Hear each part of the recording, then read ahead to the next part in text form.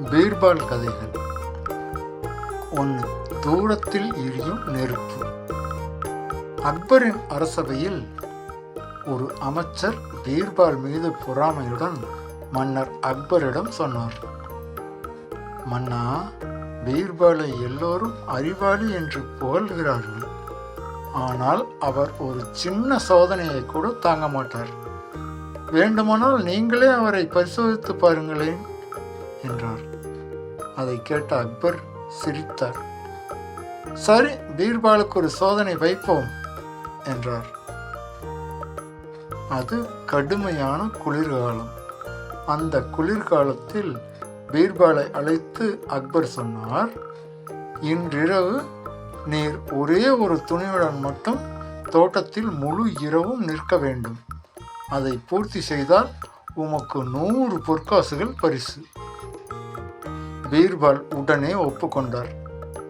அன்றிரவு பீர்பால் தலையில் ஒரு பானையை கவிழ்த்து கொண்டு சாதாரண உடையில் நடுங்க வைக்கும் குளிரில் தோட்டத்தில் நிற்கிறார். மறுநாள் அந்த அமைச்சர் மன்னரிடம் சொல்கிறார், மன்னா, பீர்பால் 200 கஜம் தூரத்தில் எழுந்து கொண்டிருந்த தீயை பார்த்த சூட்டை பெற்றார். அதனால் அவருடைய சோதனை முறையானதல்ல. இதை நீங்கள் ஒப்புக்கொள்ளக்கூடாது. அதை நம்பிய அக்பர் பரிசை தரவில்லை. பீர்பாலும் எதுவும் பேசவில்லை. அதே வாரம் பீர்பால் மன்னரை விருந்துக்கு அழைத்தார். மன்னா, சாப்பாடு தயாராகிறது, தயவு செய்து வாருங்கள் என்றார்.